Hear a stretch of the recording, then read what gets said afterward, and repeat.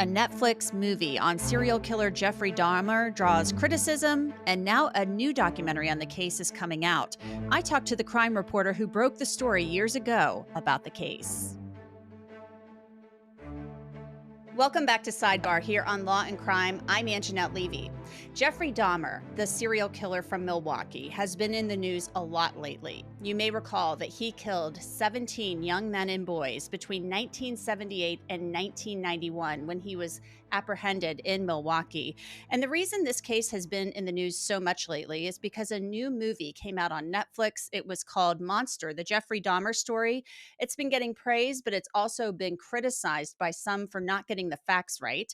Now, a new documentary by Joel Berlinger is coming out on Netflix on Friday, October 7th. It is called Conversations with the Killer, the Jeffrey Dahmer tapes. And joining me to talk about this documentary is someone who is in it. And she actually broke the Dahmer story back in 1991 when she was working as a newspaper reporter. Her name is Ann E. Schwartz, and she has a new book coming out called Monster, the True Story of the Jeffrey Dahmer Murders. So Ann Schwartz, welcome to Sidebar. Thanks for coming on with us. Thanks for having me, Angenette. Happy to have the conversation.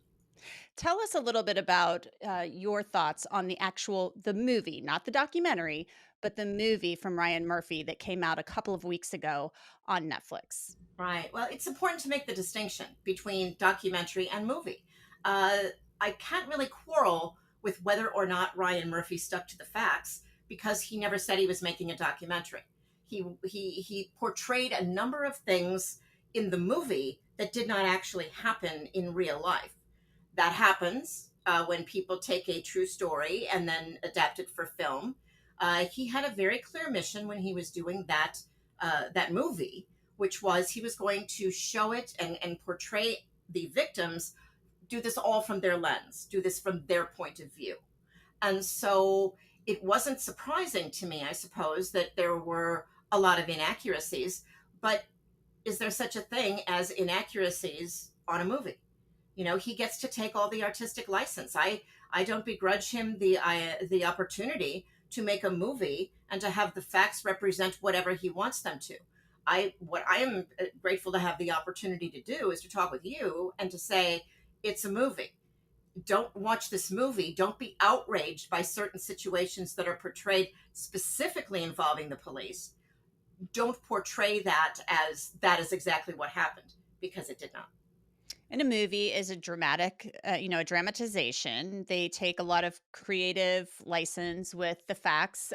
When you make a movie based on a real life incident, we've heard this many times over the years about different things. So talk to us a little bit about the documentary that's coming out, Joel Berlinger's documentary. He's done a number of series for Netflix about tapes that have these serial killers on them. So talk to us about your role in the documentary. Sure. You know, in the 30 years, actually 31 years since the Dahmer case was discovered, I've done lots and lots of interviews about the case. And it's refreshing when someone who is actually making the documentary or someone who's doing the interview really wants to make sure that they get the facts right. And from the beginning, Joe Berlinger and his producers were absolutely committed to the idea that they wanted to stick to the facts. And I shared an awful lot of my research with them. I shared material that I was using for the new version of my book that was released in October. All of those things were part of are part of the things I consider before I talk with people. And the idea that he wanted to stay true to the facts was important to me. Also, the fact that this was an opportunity, and I always take the opportunity when I can to clarify at least my position, just to give people another opinion on what happened when the two police officers returned Conarac synthesome to Jeffrey Dahmer. That's something that has been portrayed and discussed. It has been misreported. It's been misrepresented and speculated on. So I'm always grateful to talk about that piece of it. But the documentary itself is exciting. I'm glad to be part of that. I was interviewed for it. I can only speak to my part of it, which was to help with the research and to do one of the on-camera interviews. My understanding is they do have the tapes from Jeffrey Dahmer, you hear him confess to his crimes in his voice. And that is really the creepy part of this, because he's talking, I'm using more inflection than he does when he's talking about these crimes. He's a very flat individual, very vanilla, very not a lot, not a lot of personality. So that makes it eerie for me when I hear his voice. And we haven't heard a lot of his voice. He gave a statement in court, I believe court proceedings, and maybe just a couple of one-off interviews right after he went to prison are all we have of his voice. So this will be the first opportunity that a lot of people have to hear him in his voice. And let's go back to what you just discussed, the returning of the phone by police to Jeffrey Dahmer. Talk to us about that and why you feel that's so important. It's an important part of the case because it really was the point in that case. So I'm a young reporter covering a case of a serial killer, and I watched once that information came out about the fact that police had contact with Jeffrey Dahmer just a few months before the discovery. That completely pivoted the case toward, oh my gosh, this never had to happen because of the police. And I've always felt that that was an incorrect narrative, because one of the things that's tough is when we in 2022 use all of our sensibilities and all of our information to look back and judge how something happened in 1991. And I think that is one of the things that makes this very challenging, is that people say that the police were homophobic and the police were racist.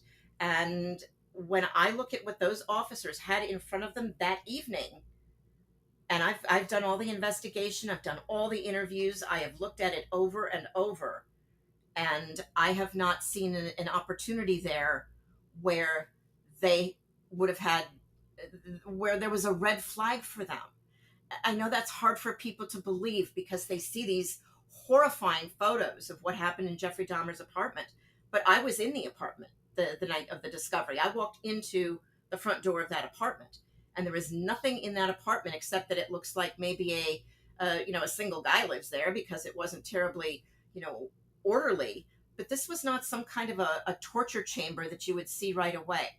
When the two officers walked into Dahmer's apartment the night of the night in May, months before the discovery, what they saw was a fairly neat apartment. They saw Conarac synthesome phones, clothes folded neatly at the corner of the couch. Jeffrey Dahmer had photographs of Conarac that were taken. They're very sexualized photographs, or of Conarac in his underwear. There are naked photos of Conarac.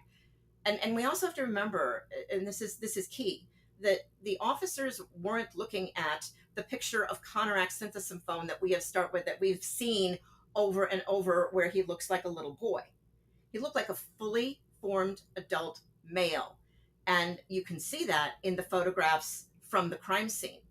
It's just that's not, I feel that is not an interesting enough narrative, right, to put out there to say it wasn't the police officer's fault. And I'm perfectly willing to get yelled at and say, you're an apologist for the police. But I believe that that's a situation, that incident deserves a little more examination. And that victim, he was outside, if I recall correctly, and correct me if I'm wrong, he was outside naked. He didn't speak English. So there was this language barrier, and Dahmer said, oh, he's my boyfriend, or something to that effect. And, that's kind of what happened, right? Correct. And I interviewed not just the officers, but I also interviewed the ambulance crew that was there that night, that had put the blanket around Conarac when they got him to sit down.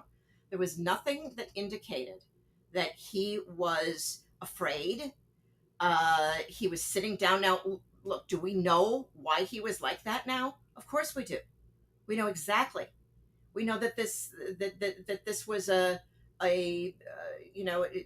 he was already in the process of being murdered. He was anesthetized by Jeffrey Dahmer. He was drugged, and and there was a hole drilled in his head. I mean, these things had already happened.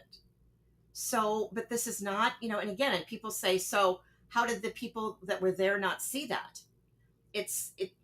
and I don't want to be so graphic about it. There's certainly opportunities for people to be able to read about why that is if they would like to. But I can tell you that Jeffrey Dahmer walks up. Conorak doesn't seem to want to run away. He can't communicate because he is drugged, which Jeffrey Dahmer explains to the police.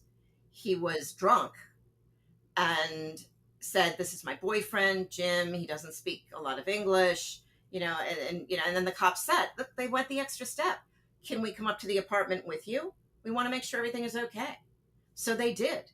They went up to that apartment. Conorak does not try to run away when he's being walked back up to that apartment.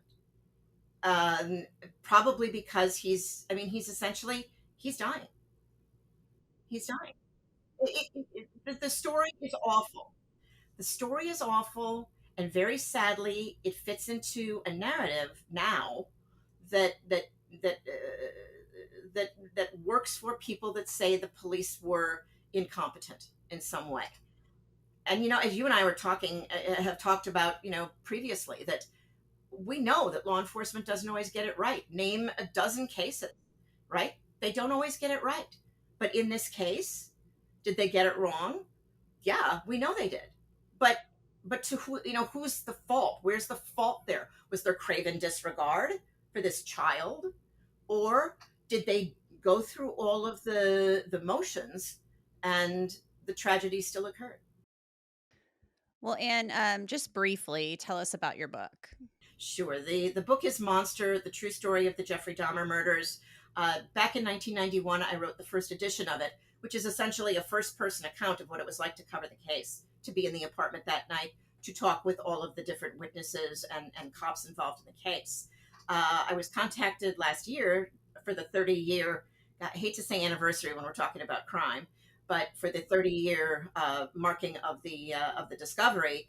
And I went back 30 years and looked for all the principles from the case. The prosecutor, the defense attorney, talked about what happened to Dahmer in prison where he was murdered. So it's not just a here's what happened during the case, but it's also a where are they now?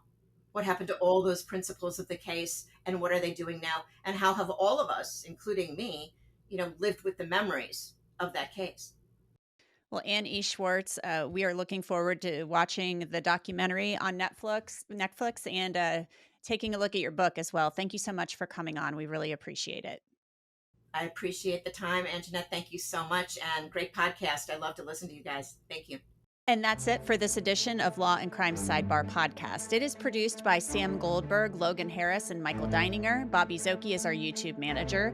Alyssa Fisher handles our bookings, and Kiara Bronson does our social media. You can listen to and download Sidebar on Apple, Spotify, Google, and wherever else you get your podcasts. And of course, you can watch it on Law and Crime's YouTube channel. I'm Angenette Levy, and we will see you next time.